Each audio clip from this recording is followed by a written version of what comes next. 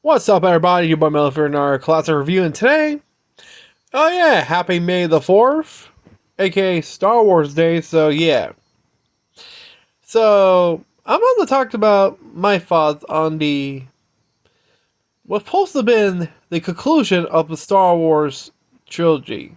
It says last month was the 40th anniversary, and also it says it's Star Wars Day, of course. I'm going to talk about Star Wars Episode 6, Return of the Jedi. Released back in April of 1983, which has been, well, technically it was released on May 25th of 1983, but had a release date back in April until, I think, the end of April until May 3rd, which I don't know why it couldn't end today, but I don't know. Marking the 40th anniversary of supposed to be the conclusion of the Star Wars saga. And before we begin, did you subscribe? Did you develop so? Well then, I'll tell you what really happened in a galaxy far, far away. Let's go, shall we? As you know, it was a screenplay. Okay. Doesn't make much sense. Let me explain the whole crap. So, as you know, it's a space opera, which, of course, it was directed by Richard. It was directed by Richard Marquand. Screenplay by Lawrence Kasdan and George Lucas. From the story by Lucas, and also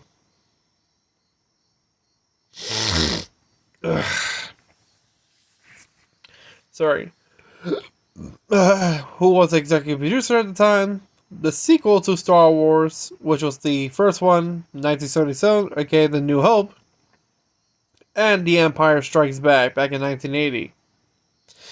It is the third installment of the original trilogy, Star Wars trilogy, the third film to be produced, and the sixth chronological film in the Skywalker saga. The film stars Mark Hamill, Harrison Ford, Carrie Fisher, Billy Dee Williams, Anthony Daniels, David Prowse, Kenny Baker, Peter Mayhew, and Frank Oz. Said 1 year after the events of The Empire Strikes Back, the Galactic Empire is constructing the second Death Star to exterminate the Rebel Alliance, with intel that the Emperor will be on board. Which, of course, we all know the story. You haven't seen the whole story? Well, I'm not going to spoil for you, so go watch. Depends on which version you go see. Following Lucas and Kasdan's discussion on making Return of the Jedi, the film went into production. Steven Spielberg, David Lynch, and David Cronenberg were considered to direct the project before Marquand signed it on as director. The production relied on Lucas storyboards during pre-production. While writing the shooting script, Lucas, Kasdan, Marquand, and producer Howard Kasdanjian spent 2 weeks in conference discussing ideas to construct it. Kasdanjian scheduled shooting to begin a few weeks earlier to allow Industrial Light and Magic more time to work on the film's effects in post-production. Filming took place in England, California, and Arizona on January and May of 1982. The film was released in theaters on May 25th of 1983. It grossed over $374 million worldwide during its initial theatrical run, becoming the highest grossing film of 1983. Overall, the film was well received by critics, with strong praise going to the special effects and action sequences, performance, John Williams' score, and emotional weight. Several re-releases and versions to the film have allowed followed over the decade, which has brought a total growth of 480 million. The United States Library of Congress selected it for preservation in the National Film Registry in 2021.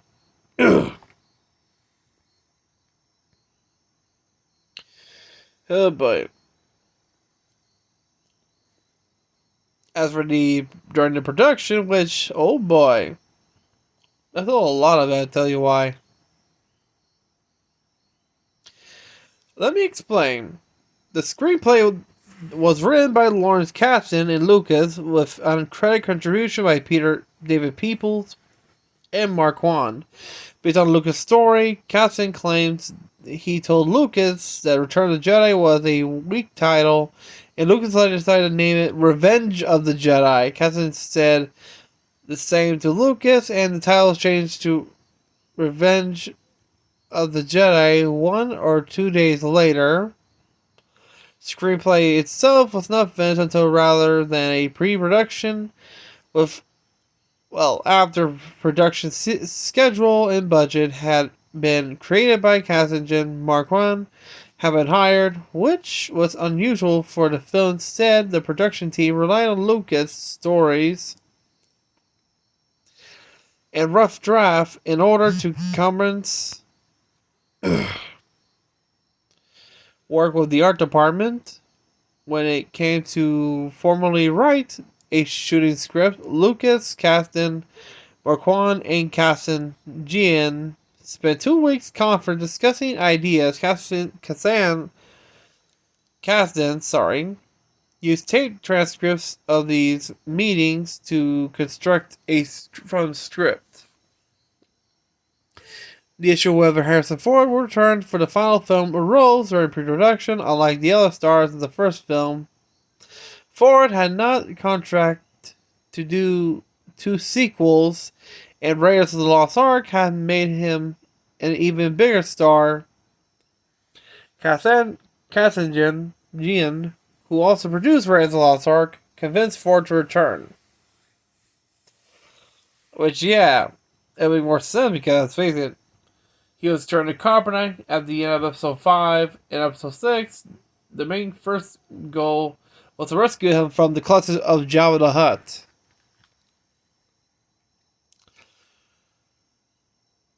Of course, Yoda was originally not meant to appear in the film, but McQuarrie strongly felt that the return to Dagobah was essential to resolve the dilemma raised by the previous film.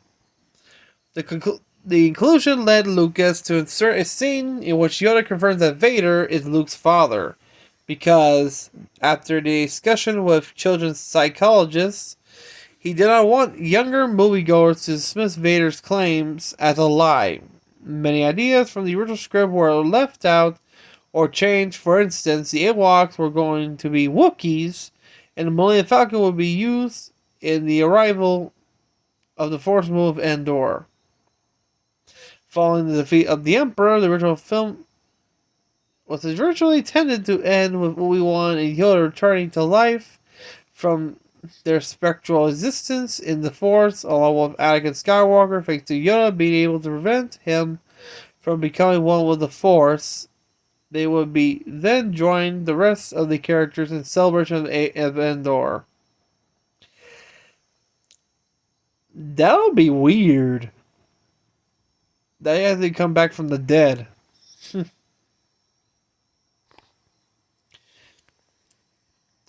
During filming began on January 11th, 1992 and lasted until May of 1982, which has a schedule of 6 weeks shorter than The Empire Strikes Back. Kasdan's schedule pushed shooting as early as possible in order to give Industrial Light and Magic, ILM, if you don't know who they are, if you've seen their epic scenes, you might think, oh, this is actually digital? Not quite.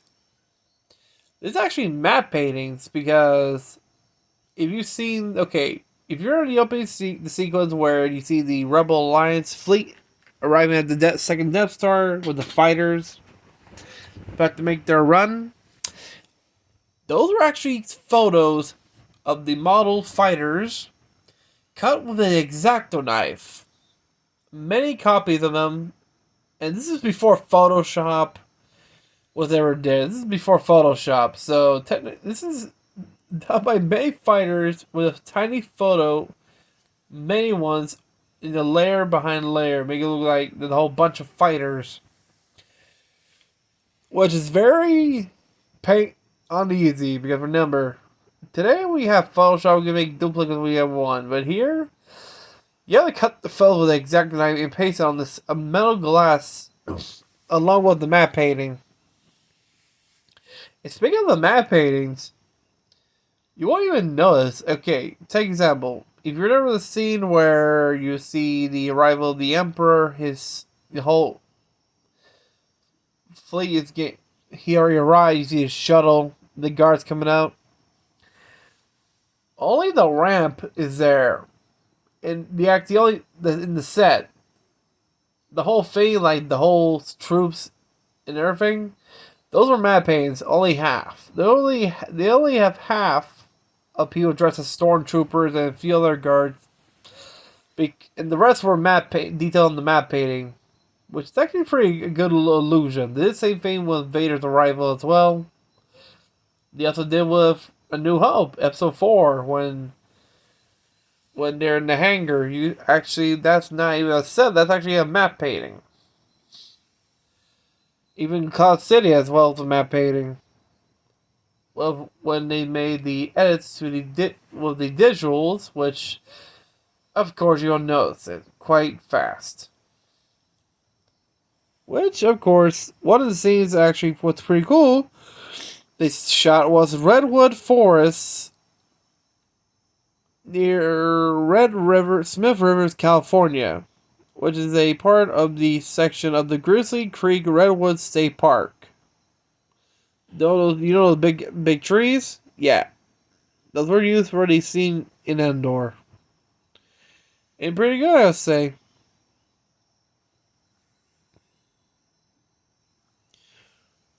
And during post-production, Lucasfilm was testing the film in commercial theater. They would begin running into troubles. George Lucas and his employees could not hear many of the sound effects they had mixed. For instance, during one of the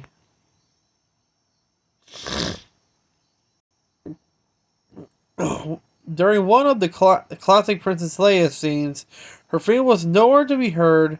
The timeless soundtrack and sound effect that made Star Wars so memorable was not there. To make matters worse, the background noise in the theater became so bad that it muffled the majority of the sound from the film when it was played through the theater commercial sound system. Jesus. Therefore, he decided to create a new company called THX. Meanwhile, special effects work on ILM quickly stretched the company to its operational limits, while the R&D experience gained from the previous two films in the original trilogy allowed the increased efficiency. This also desires the clothing race bar set to each film. Ugh. To make it short, as soon as production began, the entire company found itself necessary to remain running 20 hours a day, 6 days a week, in order to meet the goals by April 1st of 1983. About 900 special effects shots, all VistaVision optical effects, remain in-house, since ILM was the only company capable of using the format, where about 404 perf opticals were subcontracted in outside effects, progress, and optical several delayed time when ILM rejected about 30,000 meters, that's 100,000 feet, of film foot when the film performance failed image restoration and steadiest test. As for the music, it was composed by the famed London Symphony Orchestra, was composed by none other than John Williams. Musical orchestration created including Thomas Newman, with the soundtrack of RSO Records. As for the leads, let's just say they changed the title. And fun fact, the teaser poster, which was the original title, Revenge of the Jedi. Fun fact, if you see the poster, Vader's fighting Luke with a blue lightsaber, while Luke has a red lightsaber, which is, I think, maybe a gag. I don't know. That was a goof right there. Return of the Jedi theatrical release took place on May 25th of 1983. It was originally slated to be May 27th, but was subsequently changed coincident with the date of the 1977 release of the original Star Wars film, A New Hope. With a massive worldwide marketing campaign, illustrator Tim Reamer created the image for the new poster and other advertising. At the time of its release, the film was advertised as on the poster and merchandise simply Star Wars Return of the Jedi, despite on-screen Episode 6 distinction. The original film was later re-released in theaters in 1985. In 1997, for the 20th anniversary of the original Star Wars, re-entitled Episode 4 New Hope, Lucas released the Star Wars Trilogy Special Edition along with two other films in the original trilogy. Return of the Jedi was released on March 14th of 1997, moved up 1 week from the original announced release date of March 7th due to the box office success of The Empire Strikes Back months prior. A number of changes and additions, including the insertion of several aliens, band members, and different songs in Jabba's throne room. In the original, Snoodles, if you remember her, was changed from puppet to digital.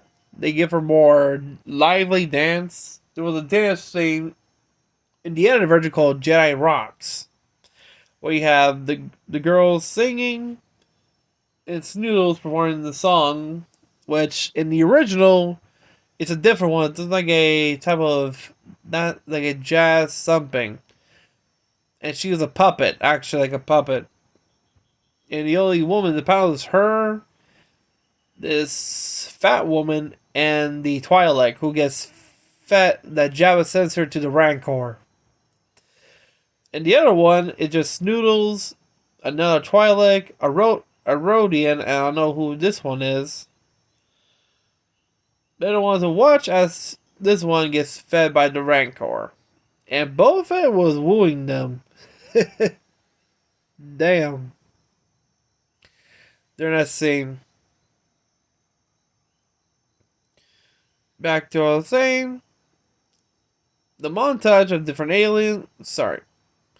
The runtime of the 97th special edition of the film was successfully released approximately 5 minutes longer than the original theatrical version.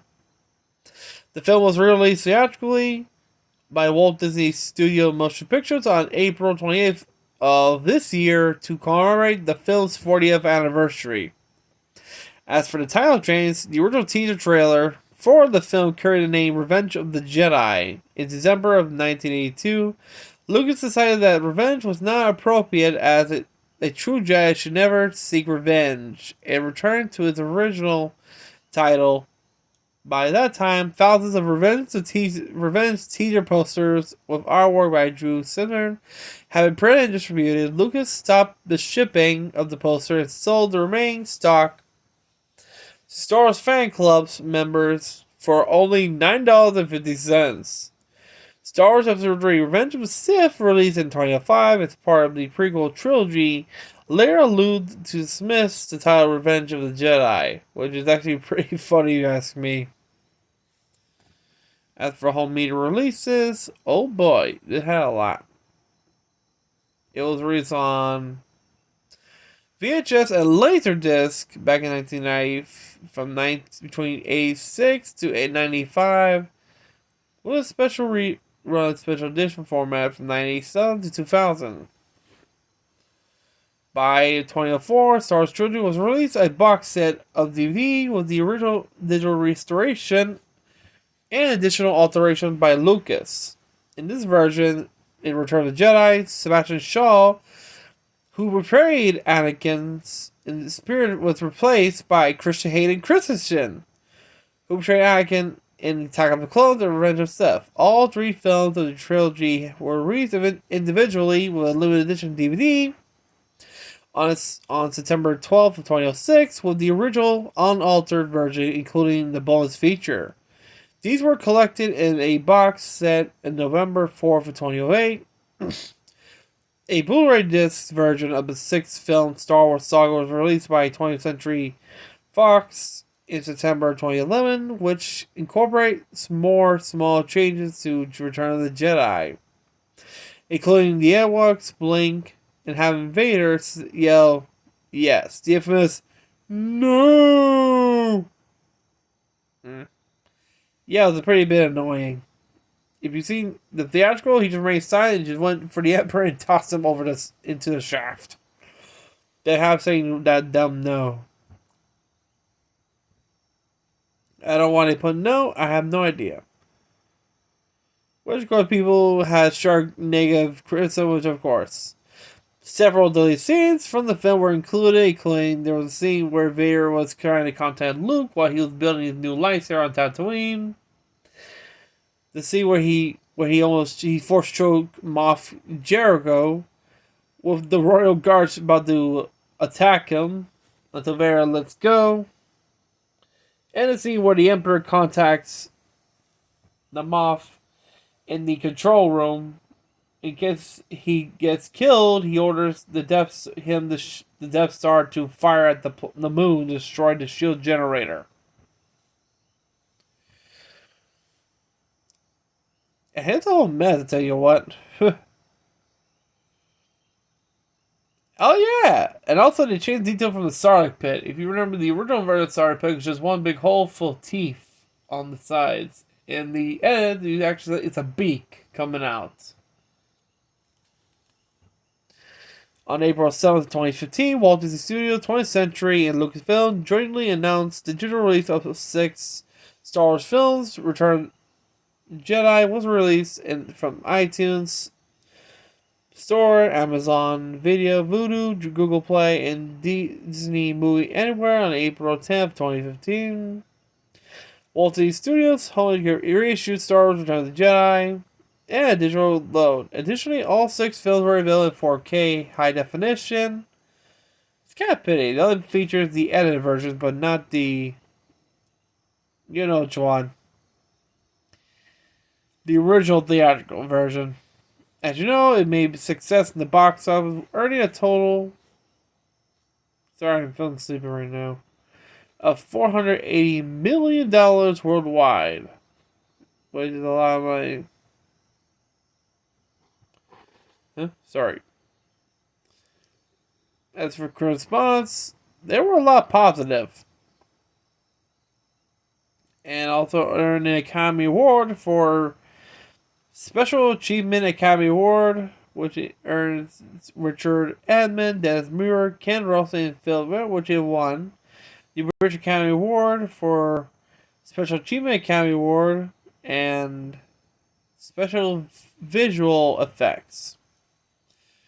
If you recall, sorry.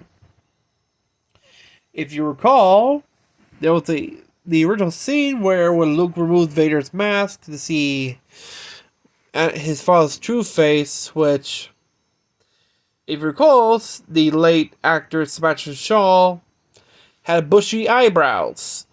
And when the prequel trilogy came out, they actually digitally removed them.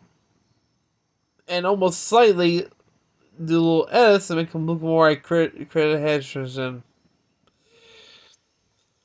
As for the original, where Luke sees the Force ghost of his father, original was Sebastian Shaw doing the role of Anakin. But unfortunately, due to the conclusion of the prequel trilogy with Episode 3, concluding the Star Wars saga, or the rise and fall of Anakin Skywalker. Sorry, get distracted sometimes. Sorry. Continuing, it was actually Sebastian Shaw who been the Force ghost of Anakin. But fortunately, they replaced him with Christian Haydenson to make more sense. But like, wait, are you kidding me? Why did you keep Sebastian Shaw to make more like an older Anakin? But of course, they don't want to do that. So the only scene that Sebastian Shaw does appear was the unmasking scene, because remember, there's three people who play Vader. David Prowse, who's the embodiment of Vader, the hide, the body. Earl Jones as the voice of Darth Vader. And of course, Sebastian Shaw, who's the face of Vader, of Anakin. But due to the conclusion of the prequel trilogy, which I already said, he has to be painted, he has to be, of course, alive. Which is kind of funny, because Alec Guinness knows Sebastian Shaw because they're both from Britain. They're both well-known actors in Britain. What is his question when he says, Sebastian, what are you doing here? He said, I don't know. They told me to come here. It would be better if they kept the original Anakin. I mean, like, to you guys, the original Anakin was Sebastian Shaw. Sir Sebastian Shaw.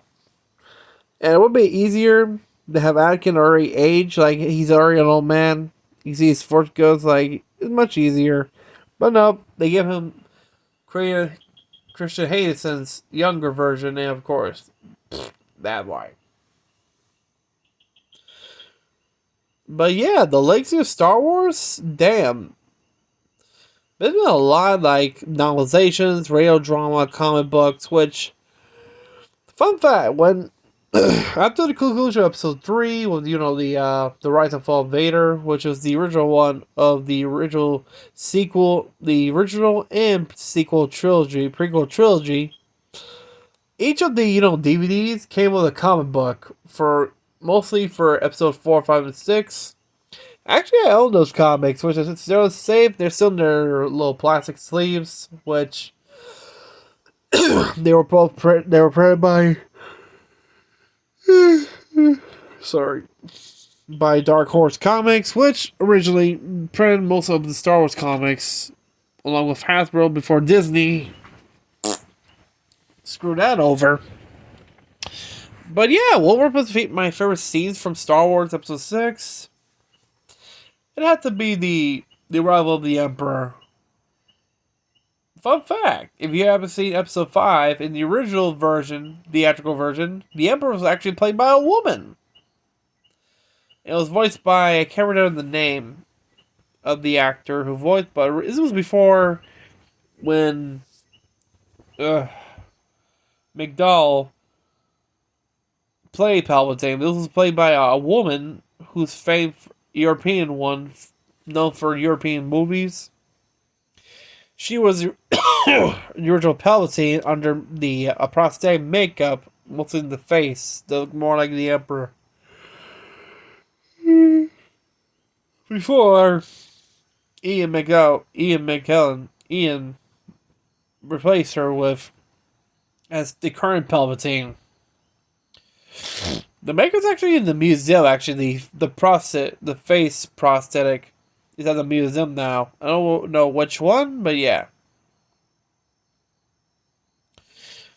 But yeah, Star Wars Episode 6 made a major landscape, because this film also in streaming as well, with the series like The Book of Boba Fett and The Mandalorian, which takes place a few years after Return of the Jedi, and between the film and the Episode 7, Force Awakens.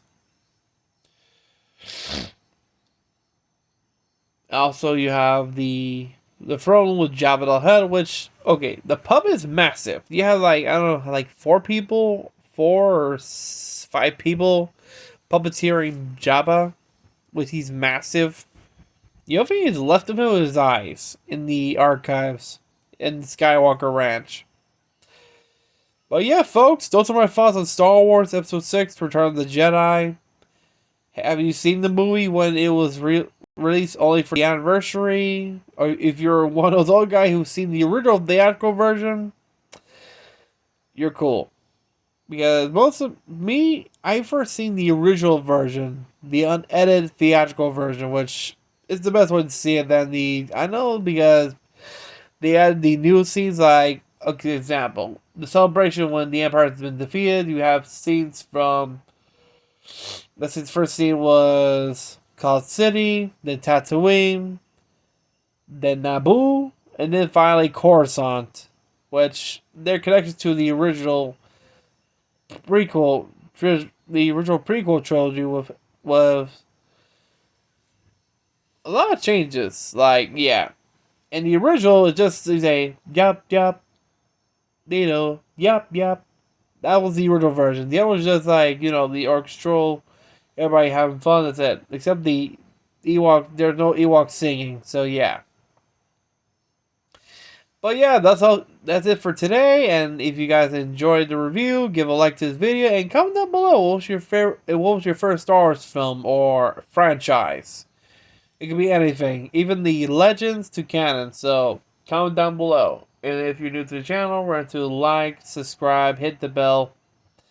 And we're never going to hit 1 million subscribers or at least 500K. Because May of this year is our 11th anniversary from 2013 to 2023. So let's make this happen. Until then, have a great night, everybody. Have a great day. See ya. Peace out.